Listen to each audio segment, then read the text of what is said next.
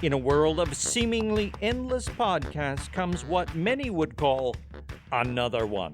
It's the Two Men podcast. Join your hosts, Tim Mattson and Phil Powell, two confirmed men, that's moderately entertaining nerds, as they take you on another journey that's guaranteed to be funny or not. This week, the two men ask, Are you a cat person or a dog person? Well, welcome to the show, and yeah, we're going to talk about cats and dogs, so let's just get right into it. This is a controversy as old as time, right? Right, and who brought this up? Our good friend Peggy Droz suggested this to us on our Facebook page. So she better listen to this entire episode. She can't dodge this one. No skipping ahead. No skipping, no. Cat person, dog person, Tim. I'm actually agnostic when it comes to cats and dogs, although I have to fess up to currently I only own cats. You have no knowledge of cats or dogs? I do have plenty of knowledge. Well, okay, yeah, I'm atheist then, maybe. I don't know. Neutral? Switzerland. Yeah, that's okay. better. That's a better use. Thank you. That's true. If I was agnostic, I would think cats and dogs were unknowable. Yes, as they all are. I, not surprisingly, am a gorilla person.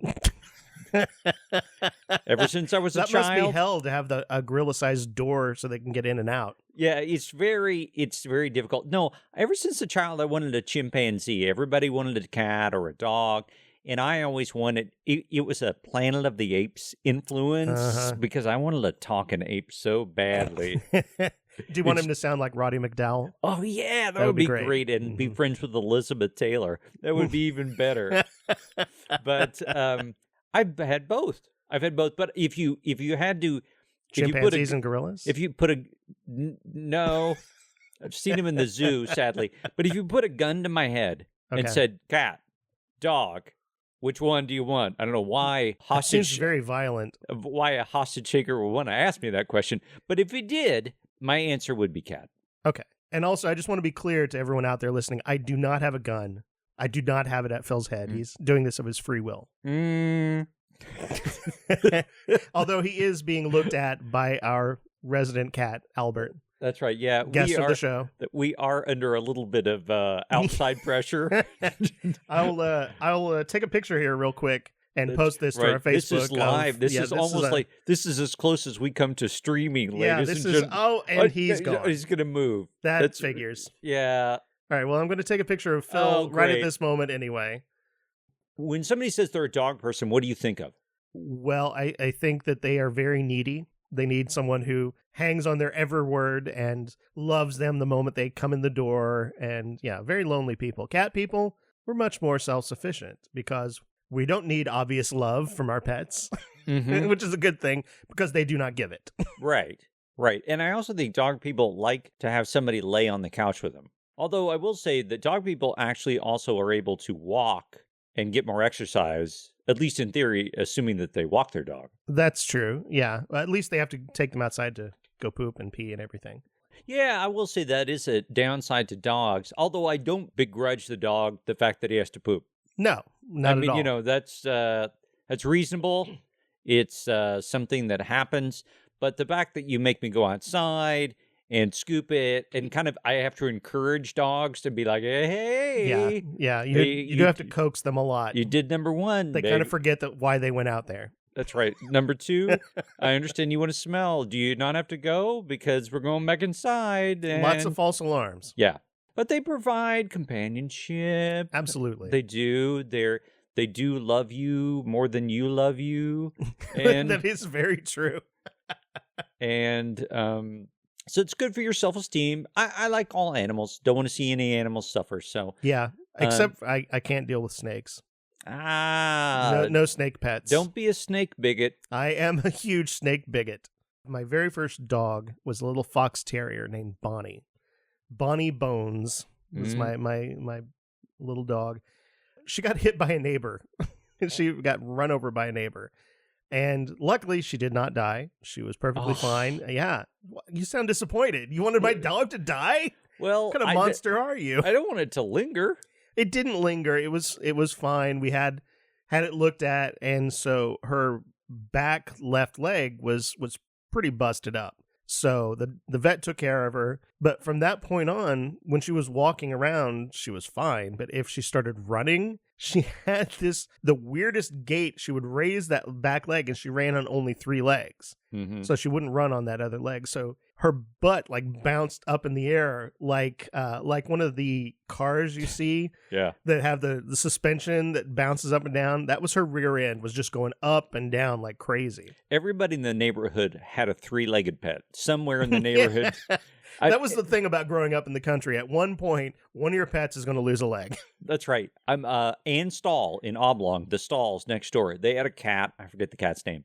But and I don't know what happened. They backed over it, but they didn't want to amputate it. Oh, because that would be bad. So instead, they let it have a dead leg. Oh, my God. Forever. And it kept walking around, and the whole thing got scabbed and infected. And I mean, this went on for years until finally the vet said, in their quick acting methods, you know what? Maybe we should take that leg off, and maybe that'd be better for the cat. At that point, it just snapped off, right? Well, it was raw. I mean, I don't think it could feel the I'm leg. sure it couldn't. So it was just dragging it. It was just dragging the leg around. Although it was pretty cool to see the cat. You have an interesting idea of cool. Well, I mean, it got around well, I guess. It's true. It's true. Well, and we talked about growing up in the country. When I was growing up, take a wild guess at how many cats we had at one time. Now, this is right when a couple of our cats had just had kittens. The maximum number of cats we had on our farm at one time. Take a guess. You would not know, because that's the normal state of being in the country. Now, it is true. I mean, you sometimes don't know how many cats you got, but I actually counted them. So I want you to try to figure out how many cats. I'm going to say 30. You're awfully close. We had 36. Wow. Now, do you have problems? Because I know this from my friends in the country that would have the litters, and then the mothers and dads would the brothers and sisters would become the fathers. Did you have a problem with Are you talking about a West Virginia situation? That's right. I mean, you have a problem with cat incest? Well, I don't think our cats had a problem with it, if that's what you want to get at. Yeah, it was definitely something that went on. We had some very funky colored cats. Yeah. Yeah, I never mentioned that to the local religious leaders. Yeah, we don't like to talk about that. Because that would have been something they would have preached about at revival. I'm quite confident. We got cats out here having sex with their sisters and their brothers. God. No wonder cat intelligence has gone down. All right. That was totally inappropriate. So, all right. I think that's our MO, though, right? All right. That's right. Yeah. Okay. So, tell me about your history with dogs and cats. What was your first pet? I had no pets at all. And my grandmother was the one who kind of taught me to love animals, really. Grandma Paris and my mom's mom. And she let me pet a cat. She taught me all the rules about cats. Like, they don't like it when you don't suddenly rub their belly. It's like, she taught me the rules. Yeah, it's like, and don't rub it the wrong way. My dad, who was not a cat person at all, he never really got cats, because when we got one, he would like pet it on the head, like hard, like really, like a dog. No, yes, like dogs no. love that. Yeah, it's cats, like no, cats, no, that's fighting. But that was my first experience, and I begged my parents for a pet for a long time. They would not give me one. And although I did have a goldfish, it was kind of obligatory. Those don't count. Yeah. And, well, for one reason, they kept committing suicide by jumping out of the aquarium. And I don't know if this was because of me or if it was their living condition. Their sense of futility in life. Yeah. That's right. But my first pet, was actually not mine, but my brother's. He got this puppy, and I can remember he was great. But it was really kind of a sad story, because we lived in the country. We didn't want him roaming free. And so once he started to become a nuisance and jump on people, we kind of put him in a pen at the back of the property. So he was all by himself by the burn barrels, no less. And we just went out there to feed him. I mean, and that was, once he reached a certain point, we just went out there to feed him. And I'm quite confident he was lonely. It made me happy to have Happy, my dog, in this pen. But I'm not sure that was in his best interest. I see. And, I didn't give him a good, he didn't have a good quality of life. Okay. I mean, he was treated well in the same way that prisoners are, I suppose. But, that was really a poor thing. One thing Happy did get to see. This is a total tangent, so I'm going to Okay, go ahead. Tangent path. When did you first learn about tools? God, I really can't place it. I mean, I really don't know, because literally, as long as I've been alive, I mean, there have been tools of some sort around. The very first memory, and Happy was a witness to this, and he probably, this was good for his heart. Back by the burn barrels, me and Danny McAnally, this was not Loblong, this is Marion. Okay. My dad said, okay, here are some hammers, and here's a couple of boards. What could go wrong? Nothing. Nothing. We were probably 7. I am so incompetent when it comes to handling tools. This may come as a shock to some of you. It floors me. I was banging on the board. I don't think he gave us nails. I was just banging on the board because that's what adults do. And I flung the back end of the hammer into my face just above my eye, right in my eyebrow. Mm-hmm. And I'm taking off my glasses now. Do you see there's a bald spot in my... I do see that, yeah. Yeah, in my eyebrow. I literally gouged my flesh out. Went running to my mom and just I'm sure she was horrified at that point that she had a child with so many mental deficits and that he couldn't do this. But anyway, I was horrible at tools, but that was something that happened back at the burn barrel with Happy. But unfortunately, Happy's story did not end real well. Oh. Yeah, but... before we move on, maybe we should do a helpful glossary for our city-dwelling friends. Yes. A burn barrel is where you took your trash and lit it on fire and burned it. And it still goes on. And you know what? It made recycling Yeah, because I turned my trash into fire. Into flame. It's like, woo! Yeah, I was a junior arsonist. When I was a little kid, that was my favorite task to do. Yeah. Anytime the trash, I'll do it. I'll do the trash. I'll do the trash. Right. Take everything out there and burn it in a big bonfire. Yeah, your parents let you play with fire. Absolutely. It was They sent you out with matches and flammable objects. Into a big barrel. And if you couldn't get it to burn, that was just great. Diesel fuel. Yeah, let's go get some gasoline and pour it on there. It'll burn. Yeah, it was fantastic. Growing up on a farm, we had a diesel fuel tank and a gasoline tank not far from the burn barrel, so that you could conveniently go over and get a cup full of diesel fuel and chuck it on there and just have a massive special effects Vietnam War era firebomb go off. Yeah, it was amazing. Did you have also a septic tank? We did have a septic tank, yes. Now, see, I, as a city dweller, look down on people with septic tanks. It's true. We were definitely lower class. We did have a septic tank that had a very long run that ran into a ditch not far from the... it is across the field from the house after it was treated. Here's how the thinking goes. It's like, do your bodily wastes go into a container that's very near your house? It was in fact, probably about 5 feet from my bedroom window. Now, I will say my grandpa Matson was a step beyond our family. In fact, long after they had indoor plumbing and whatnot, he actually built an outhouse for himself behind the shed, because when he was out working in the fields and stuff, he preferred just to pop into the outhouse and do his business rather than go all the way into the house. All right, so let's talk about outhouses. Oh my God, yeah. This is further glossary for our city-dwelling friends. Outhouse is actually literally a little house that you go in, and there's a little hole that you sit over, and you do your business there. That's right. It was a big hole, and sometimes there were two-seaters. So, two-seaters, yeah, in case you needed a friend. That's right, and there were no walls. What? I mean, what are you talking about? There's no walls. There's walls on the outside, but on the it really wouldn't be an outhouse if there's no walls. Right. But there, on the two-seaters inside, there was no privacy. No, there's no divider. There's no sense of if you're going to go, you go with a close friend. Nothing to do with dogs and cats. That was absolutely nothing to do with the dogs and cats. But other than they poop, we poop.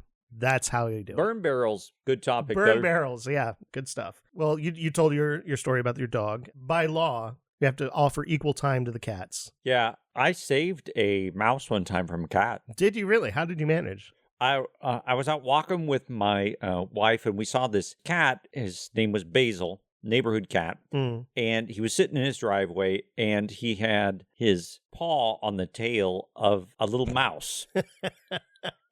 And this is one of these moments when you're walking on by and you're like, just let it go. But I was like, no, that mouse is looking at me. He's got You're his last hope. I am. I'm his last hope. And I was not, and I knew what was coming for that mouse. And that Feeling that mouse knew what was coming for that mouse. right. And I knew that cat was well fed. This wasn't like, he's this not is going to starve. Okay. Yeah, he's not going to starve. Okay.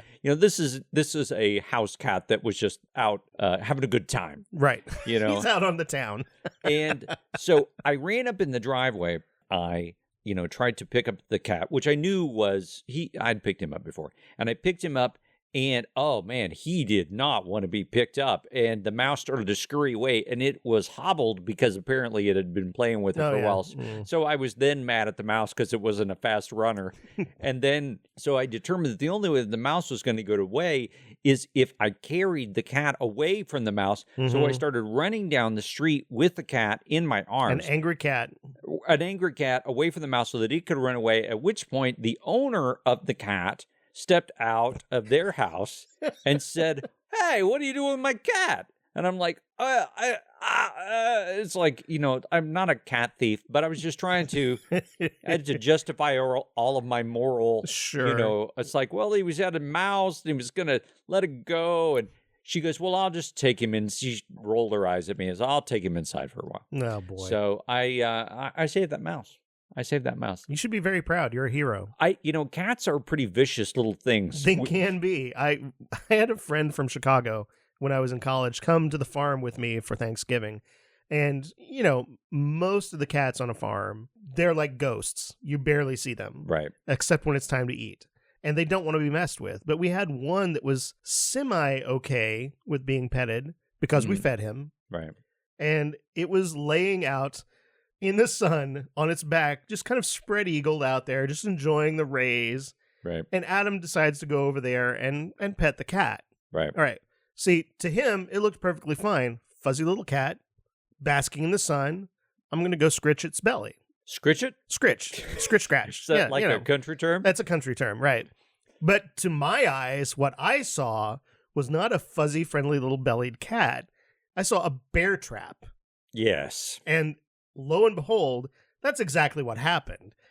Adam reaches down, gives a little tummy a little tickle, and that cat with all four limbs and its mouth just closed on his hand like a bear trap and just sunk all of its claws into him. And he jumped up, and that cat stayed attached. Yes. I mean, he was waving his arm around with this very angry cat on the end of it. I felt bad for him, but it was still funny. That's all I got on cats. Okay, well, that closes the book on cats. Yeah, I don't think this was a great episode. I remember you saying that after the other two episodes as well. This time I'm right. You're sure about this one? This one is for sure. Yes. All right. Let's do one. Let's try. This is sad. All right. But I think there's contrast. My sad story with Happy, my dog, was, and I think this changed my whole life, really. I think really it was kind of at this moment, although I didn't realize it then. For those of you who don't know, I'm not militant, but I'm a vegetarian, mostly vegan, and it's mostly animal rights that's kind of my stance. And it started out with an awareness and a caring of cats and dogs that has kind of expanded. But I remember when we moved from Marion to Oblong, my dad said that there was no place for the dog at the new parsonage, and that we had to get rid of him, and that we were going to take him to the shelter. And he assured me, I'm not trying to make my dad a villain, but I was like, oh, he'll get adopted. This will be, all good. And I can, it made me sad, but I was okay if he went somewhere else. And remember, this dog had not had a great life already, meaning he was confined. We let him out every once in a while, but he was kind of hyper, and especially hyper because we didn't pay any attention to him. Right. I remember we put him in the trunk and we put these blankets down and we drove to the shelter. It was very hard to find. It was in the middle of the country, and that's saying something for being in the country. It was off the side of this road. And I can remember, this image will stay with me the rest of my life, is the entrance to the place had a drop-off box. And it was this handmade set of cages, and there was a dog that was stuffed inside a cage that was way too small for it. It couldn't move at all. And it was clearly incredibly scared. This is while the place was open. Okay, so there was a dog down there being neglected in fear while they were paying attention. This wasn't like somebody had done it at night. Right. But I do have a little bit of a problem with just the idea of a drop box for dogs and cats. So we took him up there and we got him out, and he had defecated all over the back of the seat. Happy had, because in the trunk that we had propped open for air, because he was scared. And we got him out, and at that moment, I kind of understood as an 8-year-old, this is where he was going to die. I mean, I just knew that this was not an adoption place. Right. This was a place that I'm sure it did happen, but not really. And from that moment in, we said our goodbyes, and we were hopeful, but I'm quite confident in a couple of days they put him down. And even worse yet, I know that in those days, it wasn't even humane euthanasia. That was a gas chamber. They would put you in and they would gas the animals. So it wasn't even really this, quiet and humane passing. Yeah, it was bad. And, I think that was the beginning of me understanding that I needed to take responsibility, and it incited in me this desire to have justice, recognition for all living things. And it started out with cats and dogs, but it was in that moment, and I'm sorry that Happy had to die for me to have that realization. Yeah. I think that was the beginning of it, and it was it was sad. Well, that's really fascinating, and we didn't actually plan this ahead of time, but let me tell you the story of my first dog, Bonnie. I told you about her being hit by the car. Do you know where we got her? No. We got her from a place exactly like what you're describing. Wow. My dad and I drove over, and it was a brick building, and they had cages like what you're describing that they had dogs in, and in several of them there was more than one dog. Yes, of course. I got to walk along, I remember so distinctly, this line of cages with all these dogs, and for me, I was like a kid in a candy store. Right. Because Dad said we could pick any dog I wanted to. And so my experience is kind of like the flip side of yours, right, where we actually did go to one of these places. And at the time, I was very excited. But as I got older, looking back on it, it did seem like a kind of a dreary place for the animals. And it made me sad to think about Bonnie like living in that place. And I don't know how long she had been, because she was not a puppy. She was a young dog. Right. So clearly either she had been picked up somewhere or someone had abandoned her there. Right. But we got to take her home, and I loved that dog. That was the greatest dog. She was so sweet. To think that you might have missed her. I might have easily. If we'd gone like the next day or a couple days away from when we actually went, I would not have found her. It would have been a wholly different dog. But she was the sweetest and loveliest little black and white fox terrier. And it makes me happy to know that now that I am older, to know what I did. Right. As a child. And I was very proud of my dad. My dad, I don't know how your dad was, but my dad is notoriously stone-faced and was not a very forthcoming, emotional type of person. That was our generation. That it really is. I mean, it really is. But I was really proud of my dad looking back, because Dad's not a sentimental guy. No. And so I'm pretty sure, we could have gotten dogs from wherever. And I don't know. I never asked him why he decided, because we drove 40 minutes or so to get to this place. And I don't know why he did that for that dog, but I'm really happy that we did. I can remember, again, these are just moments that have profound effect on you. Maybe we are dog people because we keep telling dog stories. It is true. I remember as a kid, a friend of mine, and now I won't name names, but he had a dachshund. We went over there and we loved on that dachshund, and that dachshund was great, and he loved that dachshund. And I can remember him telling me at Sunday school one time, this week my dad took, I forget the dog's name, and he dropped her off in the country. I can just remember thinking, what? How could you do that? But that was super common. And again, it was just like, well, somebody will pick her up. And again, as an adult looking back, this was a dachshund. This was not like a wolf or anything like that. It was most likely going to be eaten, or it was Probably, especially where we were at. Yeah. right. It was raised in a home. It was not it was not going to fend for itself. Dachshunds, dachshunds. You don't see wild bands A wild pack of dachshunds roaming the landscape, terrorizing the neighborhoods. You're just like, hey, you better bring your kids inside. The dachshunds are running loose. I learned much more about human beings from dogs and cats than in a sense about the cats and dogs themselves. Since we're on the subject, I'll share a sad story from my past as Sure. well. I mean, my father is my father's now deceased, but my father was an old school farmer. He's very of the land, shall we say, Yes. very salt of the earth, and a very pragmatic fellow. I kind of think that's where a lot of my pragmatism comes from, is I got it from my father. But being the pragmatist, my father was responsible for disposing of animals. Mm-hmm. And when we had too many cats, and when I said we had 36 cats, those cats, not all of them lived. My father was responsible for eliminating them, shall we say. And that was something that I never wanted to be a part of. And it seemed barbaric. So what do you mean? Are you talking about... They were killed. My father killed the cats, the overage of cats. I mean, he wouldn't let us have more. 36 cats is a lot of cats. I mean, that's too many that are sustainable on a farm, really, of our size. Our farm was large, but we don't have infinite barns for infinite cats. So let me ask you and I'm sure that's painful, but how was that decision made?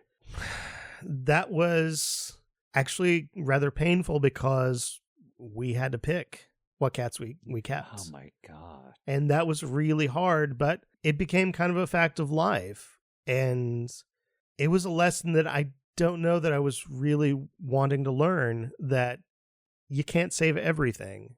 And that's a tough lesson to learn as a child and as an adult even. And he did it to the ones that were newly born. I mean, he wouldn't kill like an adult cat, or my dad was not a monster. Right. And I don't think of it as a monster. I have a lot of lingering resentment about this, but I understand him. Right. I do understand where he was coming from. And for better or worse, our parents are from a very different generation, right? A much more practical generation than we are. Now, my sad story doesn't hardly seem sad at all.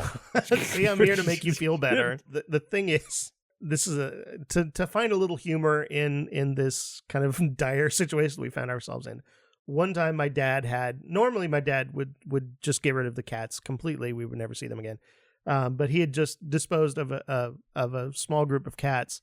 And he had to go do something like right away. He had borrowed a backhoe, which is an attachment you put on the back of a tractor to dig like a hole in the ground, right? Like a piece of construction equipment. He'd borrowed that from the city because he knew the guy that did the equipment for the city.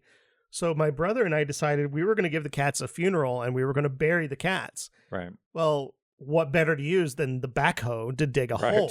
Right. So we drove the tractor over across the street to this. It's called a salt pit, where an oil well used to be, and so the ground is kind of nothing really grows there anymore. Right.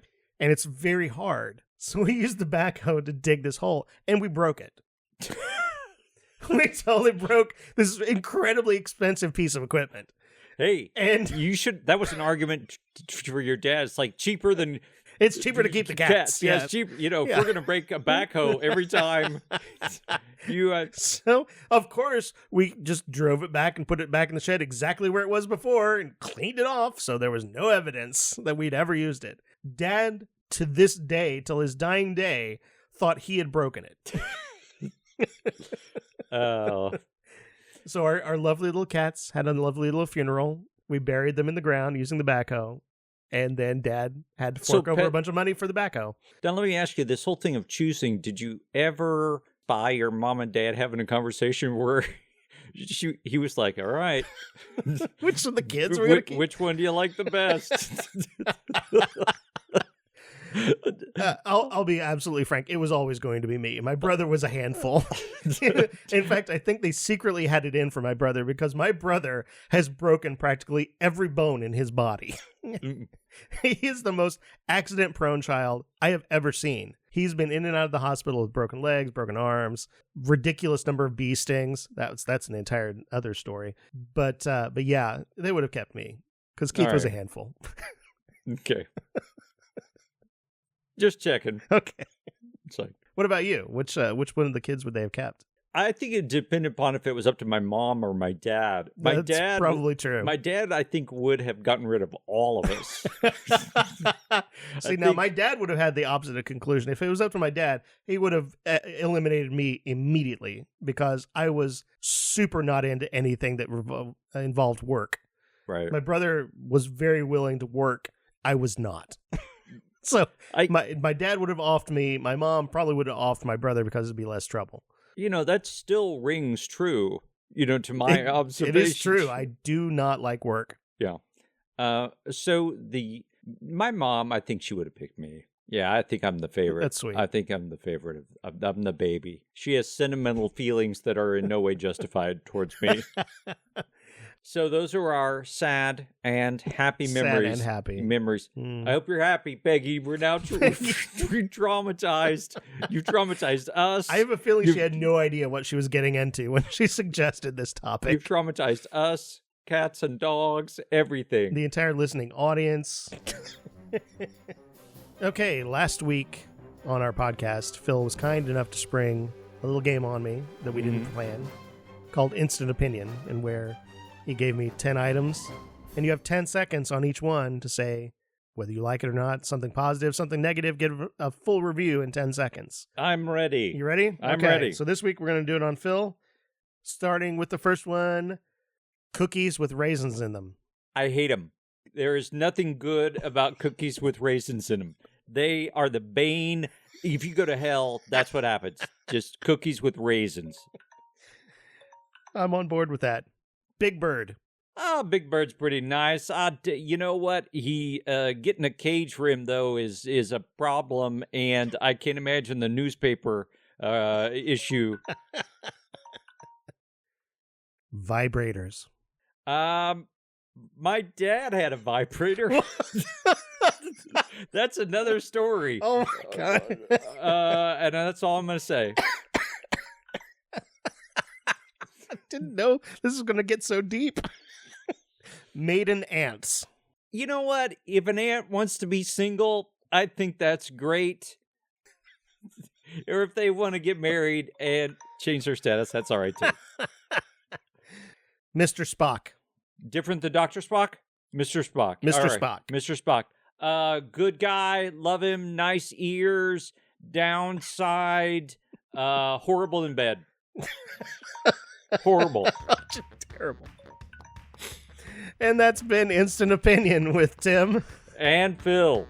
Greetings, I am Alice, highly paid digital assistant to the Two M.E.N podcast. Thanks for spending time with the two moderately entertaining nerds, Tim Matson and Phil Powell. Want to let us know what you thought of the show? Have an idea for a topic we can discuss? Want to demand your money back? We'd love to hear from you. Drop us an email at twomencast@gmail.com. In the meantime, please consider leaving us a review on iTunes or your podcast service of choice.